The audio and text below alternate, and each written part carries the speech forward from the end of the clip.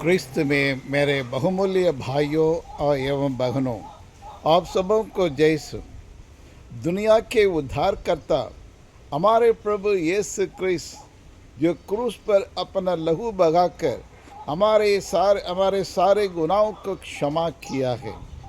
यीशु की पवित्र लहू सारी मानव जाति को पापों को मिटाकर और हमें और एक नया जीवन हमें प्रदान करता है। और वही प्रभु यीशु क्रिस्त की कृपा, करुणा, प्रेम, शांति, अनुकंपा, आशीष, सामर्थ्य सदा सर्वदा आपके एवं आपके परिवार के साथ रहे। प्रिय विश्वासियों, आज से हम एक नया काल में प्रवेश कर रहे हैं। आज दुनिया में फैली हुई सारी माता कलीसिया बड़ी श्रद्धा से, भक्ति से और ये 40 काल प्रारंभ कर रही है। जी हाँ, क्रिस्त में प्यारे भाइयों और बहनों, ये 40 काल आज राख बुध है, राख बुधवार से और प्रारंभ करता है। जी हाँ, क्रिस्त में प्यारे भाइयों और बहनों, आज से हम एक नए काल में, सामान्य काल समाप्त हो चुका है, आगमन काल समाप्त हो चुका है, अब हम 40 काल में प्रवेश कर रहे हैं। और कैथोलिक धर्म के लिए और हमारे पूजन पद्धति में और एक प्रमुख काल है, और ये 40 काल। जी हाँ प्रिय विश्वासियों, ये 40 दिन ये उपवास और परहेज रखने का समय है। ये 40 काल, और इसका मतलब है 40 काल, और ये दुख मनाने का काल मात्र नहीं है, ये दुख से भरा समय नहीं है प्रिय विश्वासियों। दुख मनाने का या दुख रहने का और ये काल नहीं है, लेकिन और ये 40 काल और ये कृपाओं का काल है, अनुग्रह का काल है और मन फिराव का काल है। 40 काल और मन परिवर्तन करने का समय है। ये 40 काल और अपने पापमय जीवन को त्याग कर और एक नया जीवन प्राप्त करने के लिए, ईश्वर के पास आने के लिए अपने आप को तैयारी करने का समय है। ये 40 काल और ये क्षमादान का काल है। ये 40 काल और हम मन परिवर्तन करते हुए ईश्वर के पास आना है। ये 40 काल हमारे पुराने पापमय जीवन को छोड़कर, जहाँ इधर उधर हम भटकते थे, उन सब को त्याग कर और प्रभु के पास आने का और एक समय है। और इसलिए 40 काल और ईश्वर की प्रेम के और अनुभव करने के लिए, ईश्वर की कृपाओं को प्राप्त करने के लिए, ईश्वर के क्षमादान और प्राप्त करने के लिए और हमें निमंत्रण और देता है। जी हाँ, क्रिस्त में प्यारे भाई और बहनों, हम में से हर एक क्रिस्तीय लोगों को और ये 40 काल हमें आमंत्रित करता है, आओ ईश्वर के नज़दीक, प्रभु के नज़दीक आओ, प्रभु के अनुकंपा करुणा को प्राप्त करो करके हमें याद दिलाता है। जी हाँ, क्रिस्त में प्यारे भाइयों और बहनों, राख बुद्ध, और ये राख बुद्ध का शब्द सुनते ही मेरे शरीर के रोंगटे खड़े हो जाते हैं, क्योंकि सारी मानव जाति को, जिसको ईश्वर ने बड़े सुंदर तरीके से बनाया, हर मनुष्य के लिए और उनकी आवश्यकता के लिए हर एक चीज़ उन्हें प्रदान करते आ रहे हैं, लेकिन उसके बावजूद भी और मनुष्य ईश्वर को भूल जाता है। ईश्वर के नियम को, ईश्वर के आदेशों को पालन ना करते हुए पाप में ये जीवन बिताने लगे, और पाप में ये जीवन बिताते हुए नरक की विनाशी की ओर आगे बढ़ रहा है। और इसलिए ईश्वर ने उन्हें बचाने के लिए और मानव को बचाकर वो के नए सिर से एक नई जिंदगी प्राप्त करने के लिए और एक समय हमें दिया है।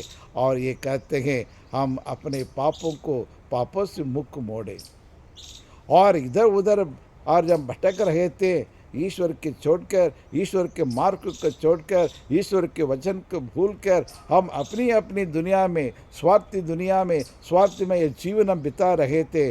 और ईश्वर आज हमें एक मौका दे रहे हैं, और ये समय दे रहे हैं, अपने मन फिराव, अपने पापों के लिए मन फिराव करो और प्रयाचित करते हुए मेरे पास लौट आओ। मैं तुम्हें और अपने बाहों में समेटने के लिए, और मैं तुम्हें, तुम्हारे परिवार को एक नया जीवन देने के लिए बेसब्री से मैं इंतज़ार कर रहा हूँ। मेरे भाई, मेरे बहन, मेरे पास लौट आओ करके, और हमें ये समय दे रहा है। जी हाँ क्रिस्त में प्यारे भाइयों और बहनों, आज सारी दुनिया में और माता कलीसिया या राख बुधवार बड़ी श्रद्धा से मना रही है। और आज के पूजन विधि में और एक प्रमुख भाग है, और पुरोहित ये राख को लेकर राख से अपने माथे पर क्रूस का चिन्ह लगाते हुए ये कहते हैं, ये मनुष्य याद रख, तुम मिट्टी हो तो मिट्टी में मिल जाओगे। पश्चाताप करो, सुसमाचार विश्वास करो करके ये वचन बोलते हैं।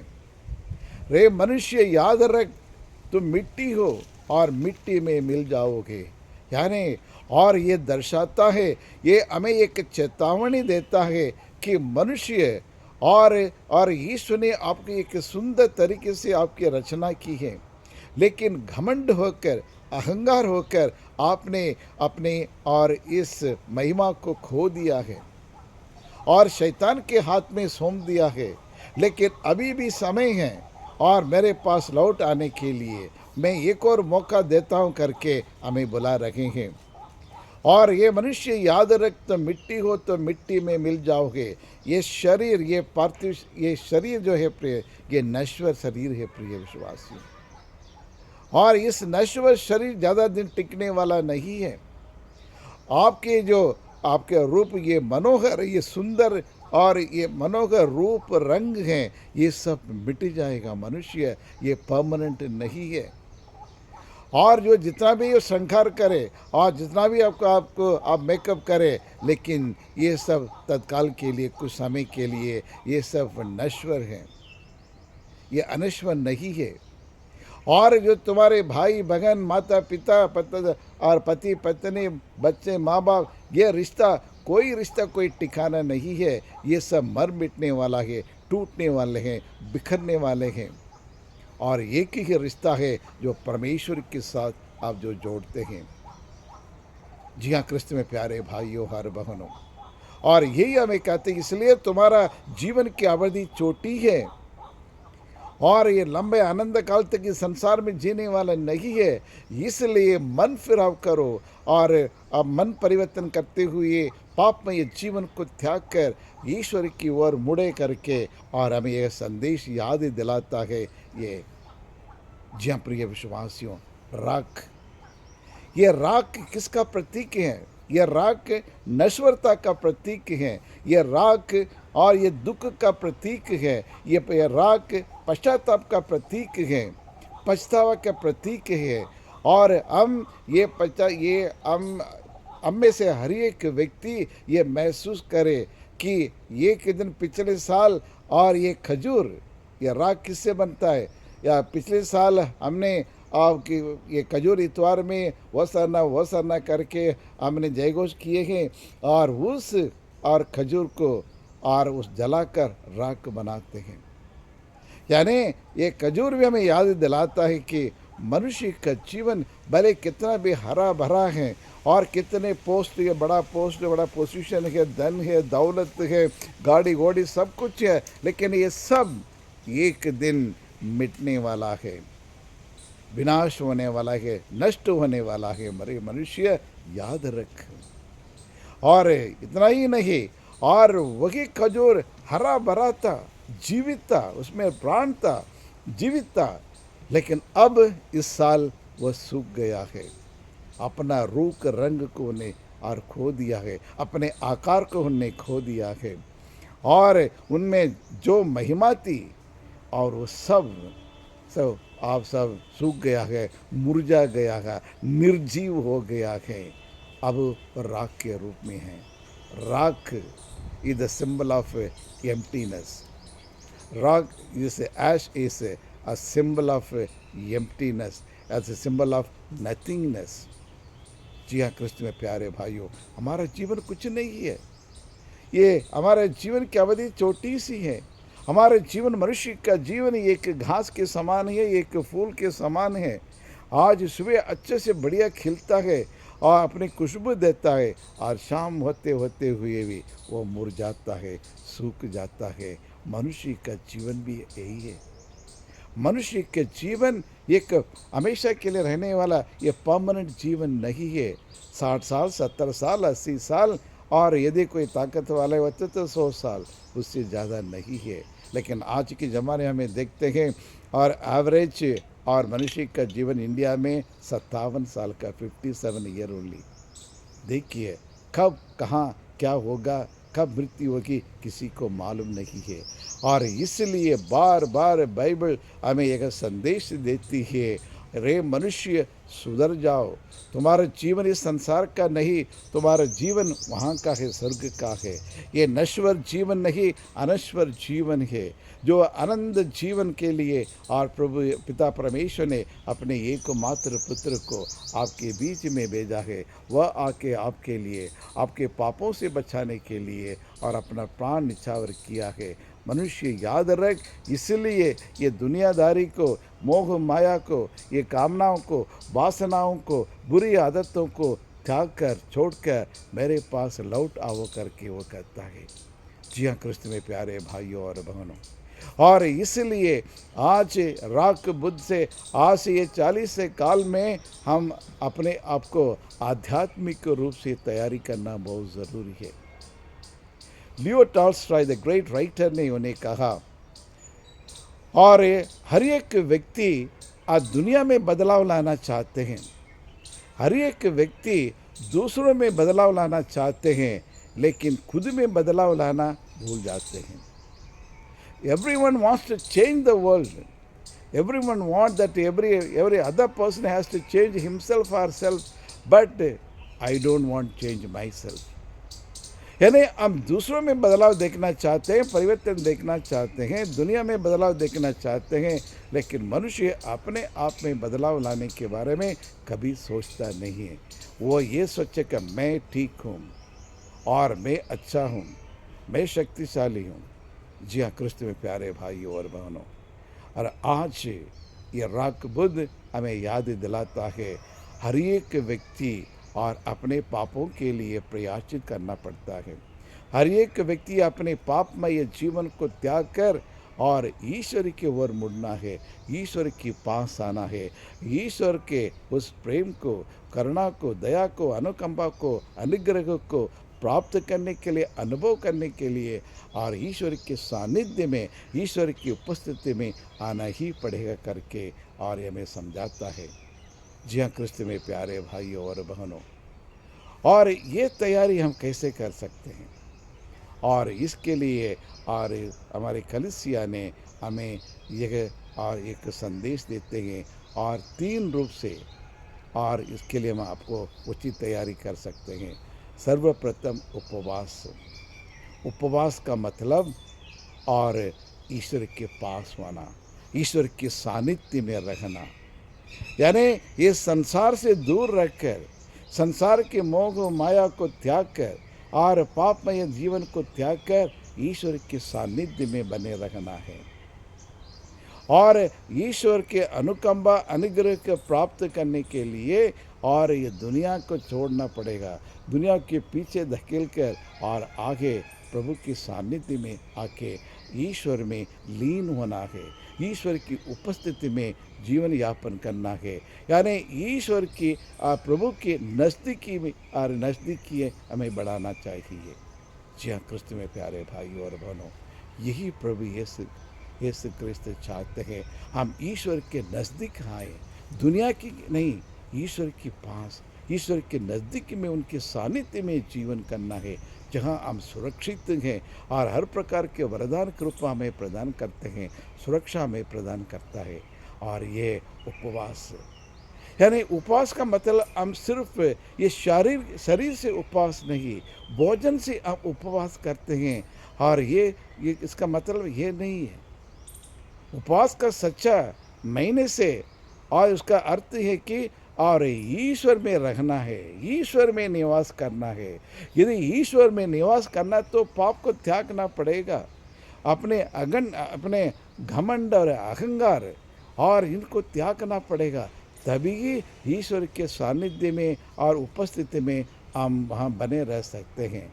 जी हाँ प्रिय विश्वासियों, आज ये उपवास और न सिर्फ भोजन से बल्कि हमारे हर एक बुरी बातों से उपवास करना, अहंकार से करना और घमंड से उपवास रखना और एक जलन की भावना, स्वार्थी की भावना से उपवास करना और ये शारीरिक लालसा से और उपवास करना या फिर आँखों की लालसा से हमें उपवास करना चाहिए और नफरत से और दुश्मनी से रंजिश से और उपवास करना है। बुरी आदतों से, बुरे व्यवहारों से, बुरे जीवन शैली से हमें उपवास करना बहुत ज़रूरी है। और दूसरा, और जो व्यक्ति उपवास करते हैं वो स्वयं को दीनहीन करना चाहिए। हम ये नहीं कि सिर्फ हम खाना खाने से और मांस मछली खाने से छोड़ देते हैं, लेकिन हमारे हर एक बुरी आदतों को, बुरे विचारों को त्यागना पड़ता है और हमें घमंड नहीं होना चाहिए, अहंकार नहीं होना चाहिए, दीनहीन बनना है प्रिय विश्वासियों। और ये राख और ये दीनता का और नम्रता का प्रतीक है। राख शून्यता का प्रतीक है, उसमें कुछ नहीं, हम भी कुछ भी नहीं है प्रिय विश्वासियों। और यही है सच्चा उपवास है। और इसलिए नबी इस्याह का ग्रंथ अध्याय 58 6 से 12 में पढ़ के देखिए, वहाँ हर एक मनुष्य नम्र और दीन बनना चाहिए और आँखों की और लालसा से और शरीर के लालसा से और हमें उपवास करना चाहिए। घमंड, अहंकार, द्वेष, मन मुटाव और जलन की भावना और इनसे हमें उपवास करना बहुत ज़रूरी है। यही सच्चा उपवास है। और दूसरा है परोपकार, यानी दान धर्म करना। दान धर्म करना है, अपने शरीर से वंचित रहना चाहिए, हमारे शरीर में दुख तकलीफ को अनुभव करना चाहिए और हम उदार मन से और गरीबों, लाचारों, ज़रूरतमंदों, अनाथों, विधवाओं और इनकी और हम आर्थिक मदद करनी चाहिए और उनकी देख रेख करना चाहिए। और इसको कहते हैं दान धर्म। और ये धर्म और सिर्फ अपने लिए नहीं कि दिखाने के लिए नहीं, लेकिन और उसका हम शरीर में अनुभव करना, वो कष्ट का अनुभव करना चाहिए। और उपवास हम दूसरों के लिए उपवास करनी चाहिए और दूसरे गरीबों, लाचारों, ज़रूरतमंदों, रोगियों और विधवाओं के लिए हमें मदद करनी चाहिए। उनकी ज़रूरतों में हाथ बटाना चाहिए, उनको साथ देना चाहिए, उनकी दुख तकलीफ़ों को सुनना चाहिए। यही वास्तव में और दान और धर्म का और एक अर्थ होता है। और अंतिम में और ये कहते हैं, प्रभु कहते हैं, और ये प्रार्थना। लेकिन अक्सर हम प्रार्थना कैसे करते हैं? हम ये करते हैं हर रोज़ मिसा बलिदान में भाग लेना, बाइबल पढ़ना, रोज़री कहना और ये माला विनती करना या नवीना में भाग लेना, बस इतना ही हम समझते हैं। लेकिन इतने मात्र नहीं है, इतना ही नहीं है क्रिस्त में प्यारे भाइयों और बहनों। प्रार्थना हमारे जीवन बदलना चाहिए और ईश्वर को वचन के द्वारा और हम अपने आप को पवित्र बनाना है।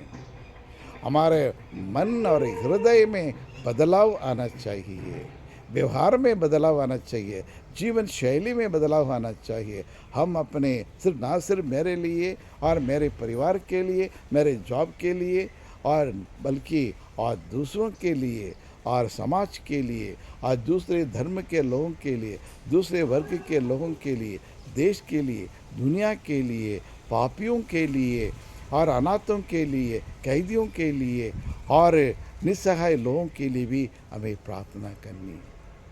और जिस प्रकार आपने देखा यस्तर ने प्रार्थना किया, यस्तर ने अपने देश के प्रजाओं को बचाने के लिए उन्हें प्रार्थना की। अन्ना ने and she prayed, she poured her heart and prayed, यानी अपने हृदय से उन्हें प्रार्थना किया अन्ना ने। मूसा ने प्रार्थना किया, ईश्वर ने 10 हुक्म उन्हें प्रदान किया है, ईश्वर की महिमा को आप देख सकें। यही है सच्ची प्रार्थना। और हमारे प्रार्थना ऐसे होना चाहिए, प्रार्थना करने से ईश्वर का दर्शन हमें मिलना चाहिए। यदि ईश्वर का दर्शन हमें प्राप्त नहीं हुआ तो फिर हमारा प्रार्थना स्वार्थमय प्रार्थना है। और इसके प्रकार दानियल ने अपने देश के लिए दिन में 3 बार और घुटने टेक कर और प्रार्थना करता था और ईश्वर पर लीन होकर प्रार्थना करते थे अपने देश को बचाने के लिए और 70 साल की गुलामी से छुड़ाने के लिए।